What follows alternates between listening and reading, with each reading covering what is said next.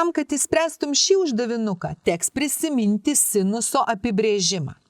Jeigu žinai, sinusas kampo, šiuo atveju mums reikalingas sinus kampo B, yra lygus statiniui prieš tą kampą, statinio prieš tą kampą reiškia statinio AC ir įžambinės santykiui. Primenu, sinusas statinio prieš tą kampą ir įžambinės santykis, kosinusas statinio prie to kampo ir įžambinės santykis. Dabar įsirašau čia skaičiukus, vietoj sinusiuko rašau 0,5 lygų AC aš nežinau, dalinta iš AB, tai dalinta iš 6. Ir abi lygties pusės padauginu iš 6. Kągi aš gausiu? Gausiu, kad AC bus lygu 3. Ar galėjau kažkaip kitaip įspręsti šitą uždavinį? Aišku, galėjau pasižiūrėti, kokio kampo sinusas lygus 0,5 ir būčiau žinojus, kad tai yra 30 laipsnių, nes iš tikrųjų čia statinis prieš 30 laipsnių kampą lygus pusiai įžambinės. Na, pusę uždavinio jau sprendžiau.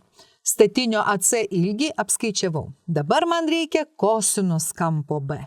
Čia galiu elgtis dvejopai. Galiu pagal Pitagoro teoremą susirasti kampo CB, kraštinės CB didumą, statinio CB didumą ir kosinusas bus lygus statinio CB ir įžambinės santykiui. Galiu, aišku, daryti ir kitaip. Galiu pasinaudoti savybę, kad sinus kvadratu kažkokio tai kampo plus kosinus kvadratu tokio pačio kampo lygų 1. Ir čia vietoj sinuso įsirašyti 0,5 kvadratu ir įsprendus šitą lygtelę, mes žinome, kad čia smailieji kampai ir sinusas ir kosinusas teigiami, aš galiu gauti tą kosinusą. Na, bet aš vis dėlto netaip darysiu. Aš pasinaudosiu Pitagoro teoremą. Mano statinio CB ilgis ir bus lygus kvadratiniai šakniai iš 6 kvadratų atimti 3 kvadratų.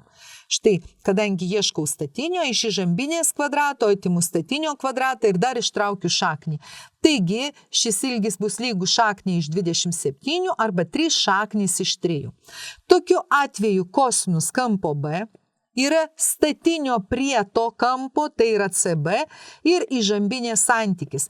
Tai aš gaunu, kad 3 šaknis iš 3 aš turiu padalinti iš 6. Čia suprastinam ir gaunu šaknis iš 3 dalinta iš 2. Viską tvarkingai rašau. Šaknis iš 3 dalinta iš 2, o čia yra 3. Ir uždavinys tuo baigtas.